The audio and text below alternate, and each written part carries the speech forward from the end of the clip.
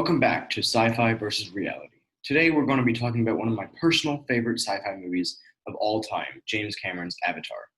Well known as the highest grossing movie of all time before the recent blockbuster Avengers Endgame, Avatar has captured the imagination of many watchers and made us wonder whether some of the technology or biological phenomena are hidden somewhere in our universe or future. Aside from the incredible filmmaking and acting, some of the scientific concepts are truly mind-boggling and can make viewers wish that a trip to this planet was available.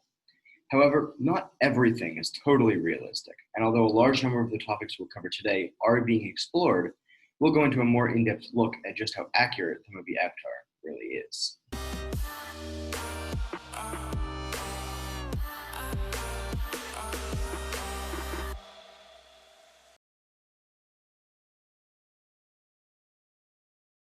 The first topic I'll go over in today's video is the major unanswered question every person has, whether they're a sci-fi enthusiast, average viewer, or astrophysicist. The rare, ultra-valuable compound known as unobtainium has been a term used for many decades in the sci-fi community, usually just to describe any type of material that has legendary properties and can't really be acquired. In Avatar, however, we have a much more detailed look at what unobtainium can be used for in this fictional universe. As a superconductor that can be used at room temperature, this material has revolutionized space travel and energy production. However, in today's world, most superconductors only work at negative 140 degrees Celsius or below, so no material exists that has these properties. Furthermore, if a material was ever found to exhibit them, we currently have no science to explain why. It makes for great cinematography, but the floating Hallelujah Mountains, supposedly held up by the electromagnetic properties of unobtainium, are just too big to be levitating. Any magnetic field that strong would just rip apart the iron molecules in someone's blood, much less allow a big metal ship to fly through it. So while a great main concept, not exactly realistic.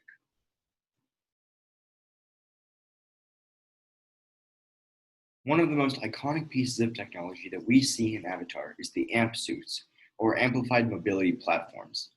These exoskeletons are worn by the human military troops and provide greatly increased strength, attack, and defense capabilities. They are reinforced to protect the operator from the harsh environment of Pandora and can lift up to half a ton. According to the book The Science of Avatar, a complimentary guide to the movie, the AMP suits are very easy to control due to the way the machine senses the human guide's intentions and then executes preset programs to fulfill them. Due to the insane amount of sensors and computational calculations that the AMP suit has to make, any ability-enhancing robot like this one would need a crazy amount of processing power. We know the US military is already working on various suits like this, so some of the automation must already be in place. Overall, while technologically advanced, the concept of AMP exoskeletons is definitely possible and probably achievable in the near future.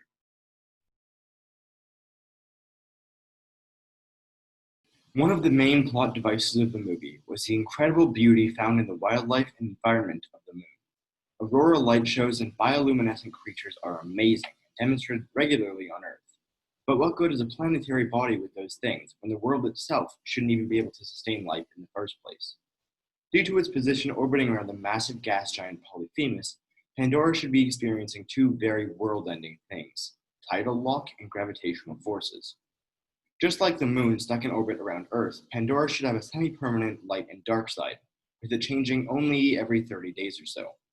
The huge change in temperature would also mean that monster winds and hurricanes would be in circulation over the planet most of the time. However, in the movie, we consistently see a regular day-night cycle and no deadly storms.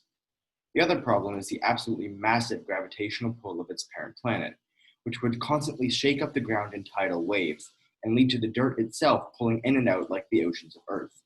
This is demonstrated on Io, one of Jupiter's moons, only slightly bigger than Pandora.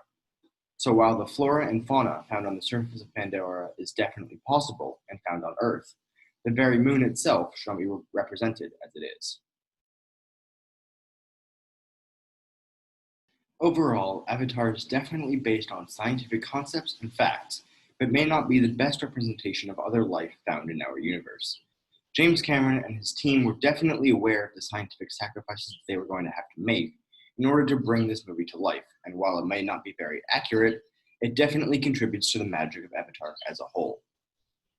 Once again, thanks for watching. Don't forget to comment which movie or book you want to see covered in the future, and I'll see you in the next